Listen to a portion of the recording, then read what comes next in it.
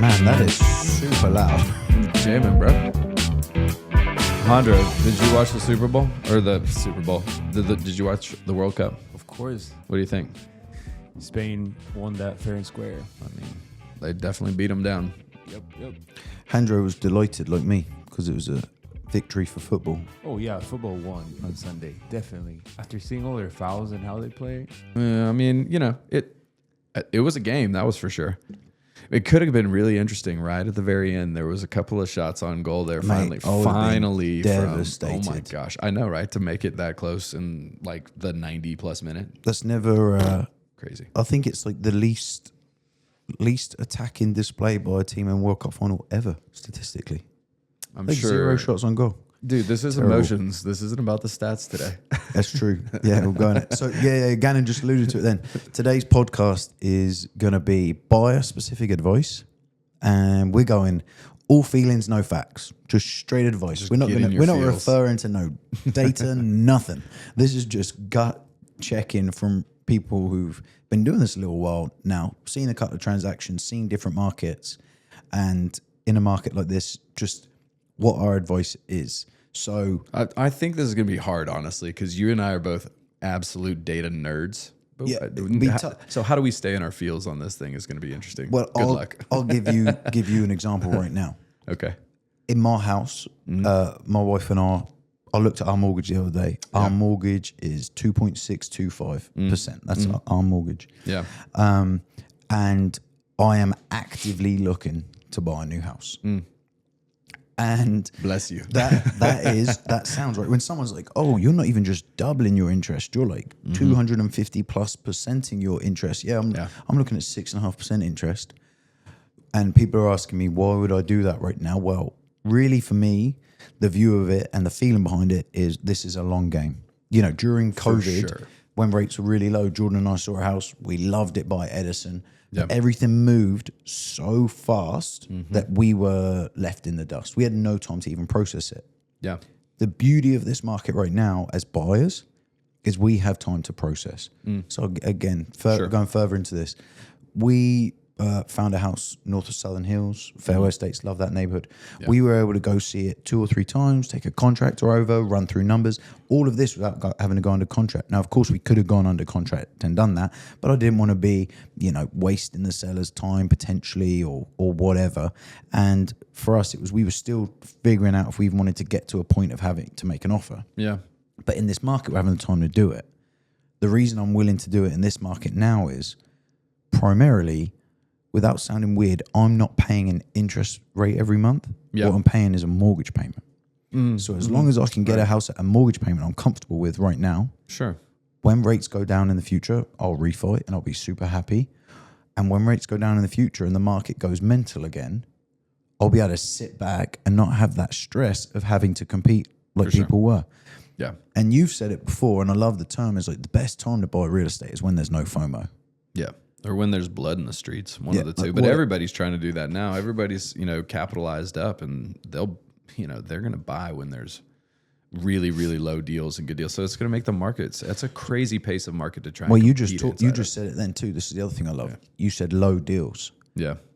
I'm looking at the market right now, and there are homes, without giving specific days and dates because we're not going to do data, but there are homes I'm looking at going, man, that's been on the market 40 days. Yeah. That house should be going 3 weeks. Sure. So that's telling me that, and I know what would have happened because we've done it. And we've changed it. When this market started, your job as a realtor when you list a home is to set expectations of how long you're going to be on the market, how difficult is this going to be, right? That's one of the first things you got to do. You've got to be honest. And I would rather not take a listing than tell someone, oh, we're going to be done in 30 days. Like, I'm going to tell you, hey, it could be 2 to 3 months. Yeah. And you're like, someone else did 30 days. Go list with them. And we'll talk more about sellers next week. But for buyers, like I'm looking at these houses going, maybe they're flexible to sell. Maybe if I come in a little bit below list or significantly below list, we can find it to a point where I'm really happy with the purchase price. Yeah. And I feel I've got something that's going to, number one, over appraise. And in the future, when I make changes to it, because we plan to do some changes to some of these houses, then we'll be happy. So I think what it is affording right now is if you are a buyer, I would be window shopping to the extreme. Yeah. Well, and if you think about it, like not going into a stats, just the feel of it, 10 years ago, 5 years ago, there was a bunch of property on the market and there was plenty of people sitting around being like, I don't know if this is a good deal. And the feeling was like, oh, what's wrong with it? When the reality of it is 10 years ago, that was the best freaking buy that you could make, right? Dude, if you and it could was go gonna back- 10 years ago, people are, if I look at the properties that I passed over 10 years ago that I didn't buy, I'm like, there's not a single one that I'm like, you're an idiot. You're not an idiot. You should have bought it, or you shouldn't have bought it. You should have bought those every time. Yeah. Every single time, I'm like, yeah, I should have bought it instead of the other way around, which is like, yeah, good pass there. 10 years ago, it was like, no, I should have been scooping things left and right, and I did it. And I think this is the same environment again. To me, this feels really similar to that, where it's like, yeah, it slows down a little bit, and good houses still sell really strong, and buyers got to be ready to pounce on good stuff. But if not, it doesn't mean it's a bad thing. Like, the appreciation game is very real, and and nothing is getting cheaper. And I think that even rolls, my feeling is, I think that even rolls into interest rates. Like, we got this weird blip, that people COVID will talk was fake, about. when it weren't real. Yeah, with like, think about the stuff that we hear from our parents' history and stuff, and they're like, yeah, you remember when Pepsi was a quarter? And it's like, yeah, that's cool. That's never going to happen again, right? So let's just understand that might even be the case with interest. Well, rates are going to be here probably for the next 18 months. I mean, and the other thing that could happen. Hang on, before we go into the other thing, let's go on the first thing you just said. That's how I feel. Well, you said something really important at the beginning then too. Well, you said, I don't know if I feel this is a good deal, right? So this is my favorite thing about real estate. Like, if you want to go out and you want to buy pretty much 99% of everything for sale in America that you buy, there's zero negotiation. If you go to Starbucks and your coffee's $6, but you only want to pay $3, tough cookies, mate. You're paying the $6 for the coffee. Yeah. But with housing, if that house is $635, Yeah. and you look at the data and you go, nah, I'd feel good about this. Feel good about this at $585. Go right on it at $585. Yeah, it operates more like a commodity. Like it's only worth what the demand says it's worth. Exactly. So if someone says, what they can do, say no. Okay, no worries. And the other thing as well, for buyers in Tulsa in particular, Oklahomans are so nice. They're so polite that they're so worried about offending. And when you're talking to them about, like, well, where do you need the price to be? Well, you're at 635. We'd probably need to be at closer to 600. My goodness, write the dang offer. Yeah. 600 is like, those are the windows we're talking about. And like, you think about this right now. As a brokerage, we're at about nearly 80, 90 listings right now between the 30 agents, right? Yeah. It's great volume. Yeah. I would argue that 70% of them would accept 5% off of list price. That's a big number. But that's not even a stat. That's just how you feel about it. I'm just feeling that. There's no data to back that up. I'm just telling you. Like, if you ask me, that's how you feel. Yeah. Like, because I know like some of these people, these conversations I have with them where they're like, if someone just wrote me an offer, like I have a client right now, his exact words after every show, and it is like, will you tell them they can just take the house? Then he's obviously joking, but like at the same time, he is serious. Where he's that's saying, how he feels. He feels like, I just need to get this thing gone. It's a headache to me. And the thing I try and tell buyers, that buyers do not understand that it's so important. When you write that offer, that 8-page document, it makes they have to sign it in 10 places, and they can take away a headache with 10 clicks of a mouse. They ain't got to worry about that house no more. They can just move on with life. Sure, they might not have cleared the equity they wanted, but you just solved them a problem, and it's a win-win because you got a good deal on the house. And so if you don't feel the house is the right price, write the price that you think the house is worth and see what they say. What he's saying is, if you're a buyer right now, you need to go fishing. Oh, because you don't know what you're going to catch. And this is probably that most fishable environment. It's definitely in the last 24 months, I would say. It's so much. We're very much there. And at the same time, it's like, but don't go fishing if you are like not willing to reel something in, because you're like, sellers want to sell their house is what you're saying. You gotta be serious, right? Yeah, you gotta be serious, of course. And also, like, if you don't want to catch fish, like, you shouldn't be fishing either, because like a good house is still gonna, like, it's gonna disappear quick. That's just how our market has always been. In any marketplace, it will always disappear quick, and it's going to sell strong if it's presented the right way. And so it's like if you actually do want to execute on it, and you're not as much in fishing mode, that doesn't mean you can just chill. You're still going to have to act strong and perform the right way to go and buy the house. Like sellers aren't just giving their houses away that are presented the right way when they're really strong houses anymore. They're getting their prices for them. Well, if you get that, so let's talk. You're touching on something there. I think you're saying basically is like, if you're willing to buy, go look right now and take swings, right? Well, you at least better be talking about it, because a lot of this stuff still happens off the market, especially in a little town like Tulsa. Well, the other thing as well is like you have the reason you got to talk about it too is a seller. Like I have sellers that have told me, you can tell them before they've even seen the house, I will be willing to take anywhere in this range, and they give you a number or whatever, and they want you to relay it to the agent. Well, that number's not what it's listed at. So what that guy is telling me when he calls me, he goes, hey, let him know I'll give him up to 10 grand closing costs, or 10 grand to repaint, or 10 grand whatever. That's really hard to write. Like, you can put it in comments. People don't read the comments. Brokers don't read the comments. That's why they call you and ask for the combo code to get into the house if they've not read it properly. So they're not going to read what you're telling them. We're willing to give 10 grand. That's another feel he's feeling. That's a fact. I feel strong about that. But like they're gonna like this 10 grand, for example, he wants me to relay verbally. That's not on Zillow, right?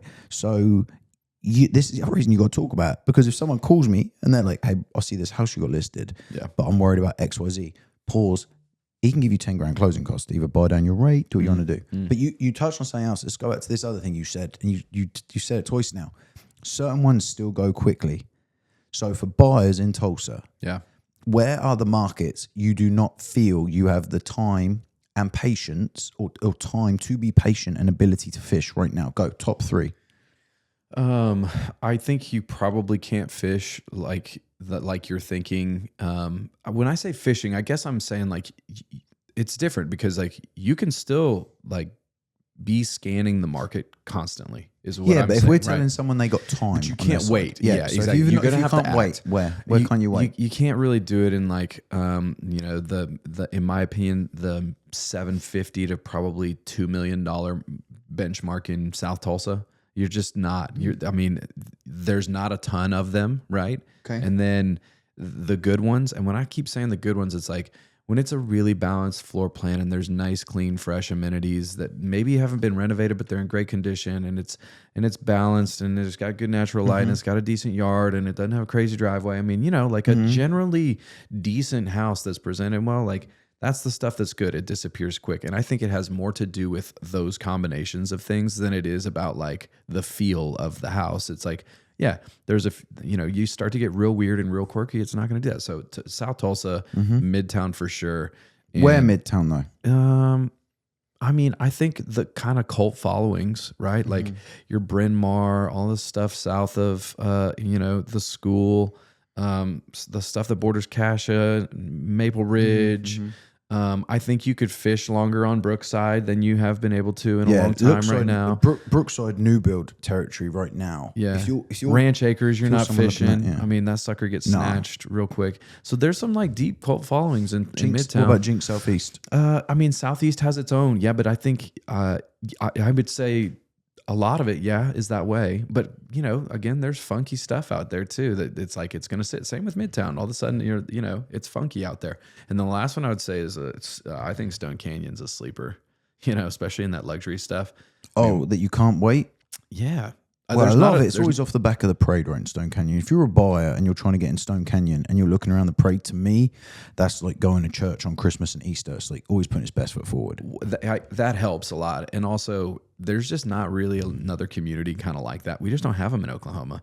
So to me, it's like if someone it's a really limited opportunity know what cost. Stone Canyon is, give them a very quick elevator pitch on what Stone Canyon is. In my opinion, it is like in Oklahoma. I don't know of a bigger one that is like a master plan development that's anchored with like school and a golf course, and we'll have the commercial aspects of it, and multi-tiered housing from $600,000 to $4 million, $5 million is I think that the topped out specs in there, and there's a bunch of the new high end stuff coming. So it's a really unique. Did you already say what golf clubs up there? The Patriot Golf Club, really cool story there. Founded with the Folds of Honor. I mean, the storyline is incredible, and they've got a ton of dirt still to develop. So it's go. But at the same time, it's like, you know, that pocket is, you know, it's not even as big as Midtown, and it's definitely not as big as South Tulsa. Yeah, it's a real niche. It's Stone, niche. If someone wants Stone Canyon, that is kind of niche. So Yeah. we said those, What about give me your? Where do you think? Do you agree with that? You think where there's- you can't? Yeah, you can't just do it? like, would you agree with those general? I mean, I gave some pretty broad areas. But I don't think Miracle Mile you can't mess around with. So that 101st, 111th, Yale to Sheridan. If you want to be in there, you got to go. I mean, that's deep niche too, though. If you want to be in Florence Park and you want a Mm-hmm. 2-bed, 3-bath that has like a real garage, can't mess around with that. That's going to be really quick. That's going to go if it's priced properly. Yeah. And then my third one, I think any of those those neighborhoods that have big, large lots and few homes. So those Forest Hills areas in and around the Philbrook, Utica Square. Of course, those are tough, but they're not a big buyer pool, right? They're multi-million-dollar homes, so that could be the other reason they move quickly. And a lot of people buy property to hedge against inflation. So at that price point, typically, if you've got that much cash on hand, you might be trying to make a shrewd move at scale. Basically, I'm going to move from a $800,000 $1 million home to a $2.5 million home. But go. Here's some low niche ones that I've been thinking of as you're talking. Like Lordendale, can't sleep on anything in there. well, It if you're doing the disappears so original, fast. the original Lawtondale style Yes. homes for sure. And to give you an example on this, Yorktown, that's another one of your favorites. You can't sleep in. I mean, you can do. There are plenty of listings in there, but like if the good ones, you can't sleep on one. in there if you like it, because it's they're gone. desirable, right? I know. Yeah. I think so for buyers right now, the other thing that you got to be doing in this market.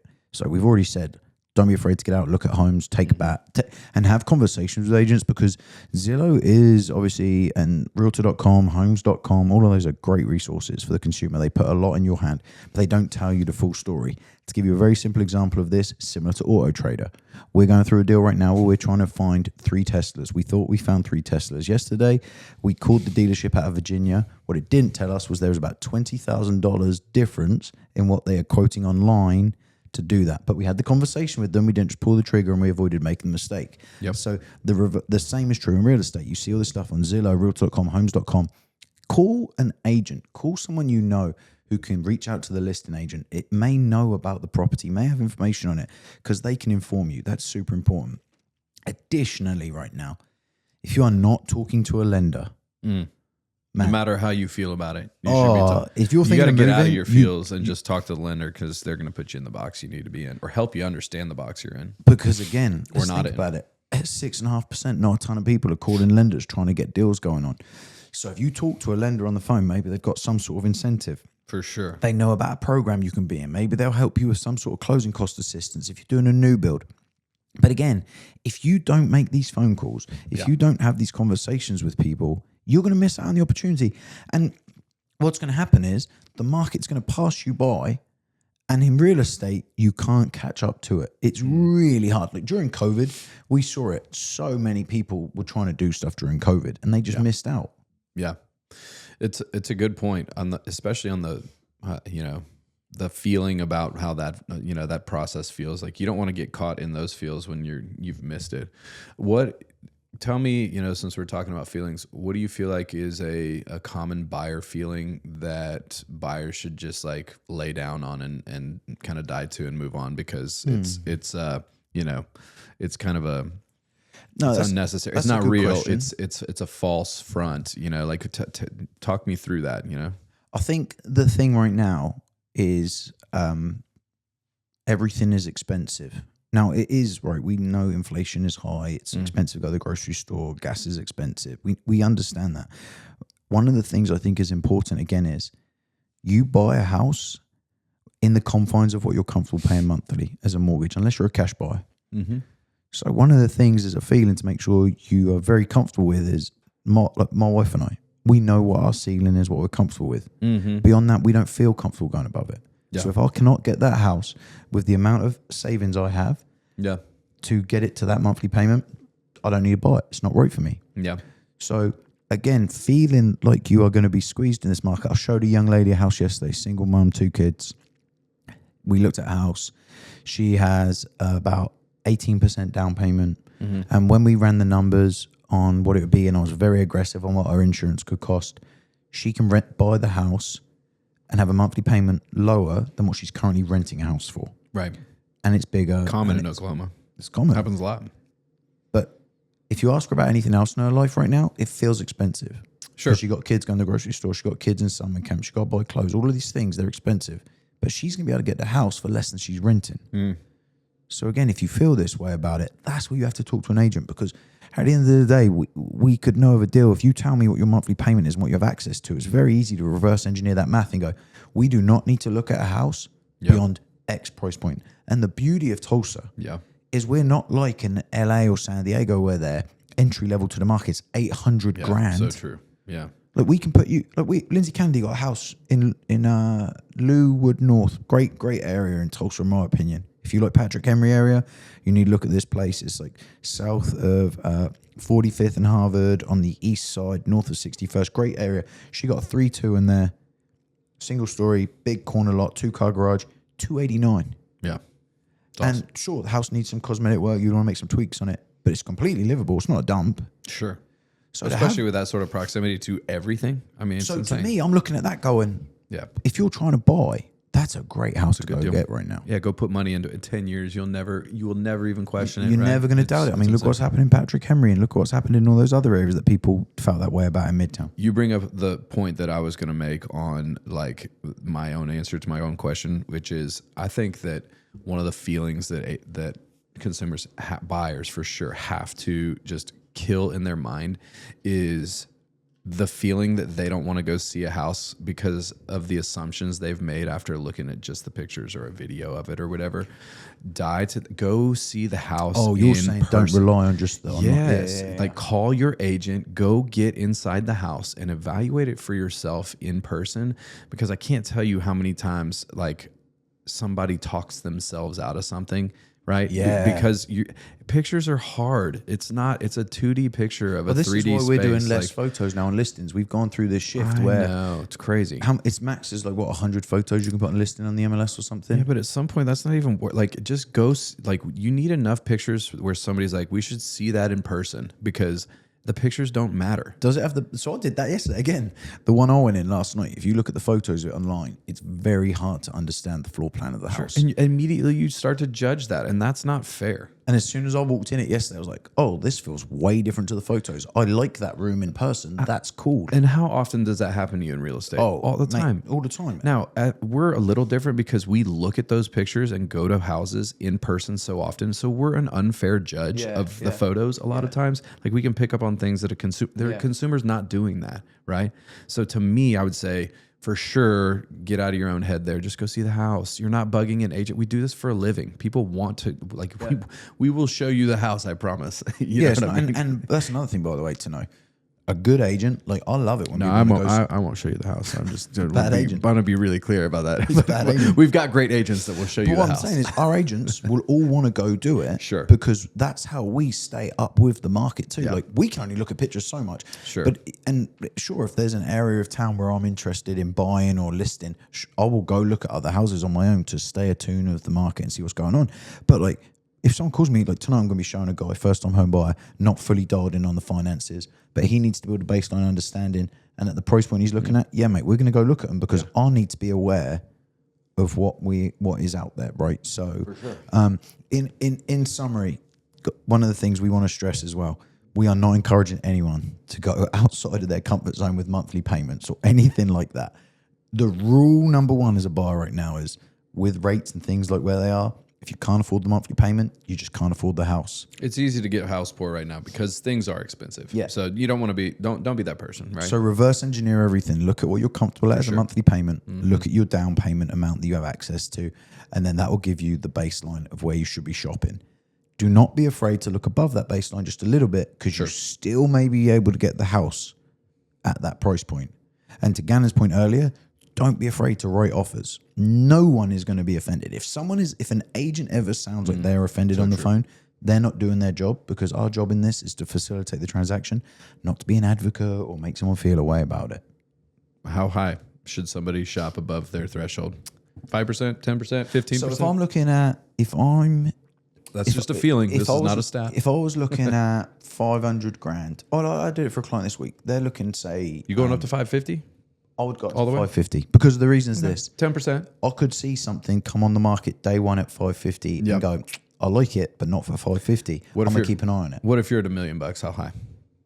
Million one, million So- one, five so- again. Yeah, so 10%. I think the again. higher you go, the bigger the range. The bigger the range. Typically, that's Yeah. where you see the Okay. swings. But like if I'm looking at, if someone tells me I'm 250, yeah, we're not going to go look at 325 or Sure. or 290 probably. Sure. We're Yeah, those probably are- going to 270. Yeah, those are big percent. But you're saying 10% that's a good number. That's healthy. Yeah, if I'm going up you that should high, at least be looking at it online I'll give you an idea. and then not judging it and going and seeing it in person anyway. We're going to see one this week. 1.55. Their budget's probably 1.3 Sure. because twofold. Number one, we may go see it, and the seller might want to they're that desperate. Who knows? Very unlikely. But number two, Yeah. the buyer may go in and go, actually, we like this enough where we have an IRA savings account, we have this, Yeah. we have that, whatever. Budgets in those higher Then price it points changes. can be more flexible. Yeah. Yeah. 10%. That's a good number. I like it. Cool. All right, buyers. Good luck. Get out of your feels. Go buy houses. Next week, we'll be talking to you sellers, things to do and don't. Again, all feelings, no facts. See ya.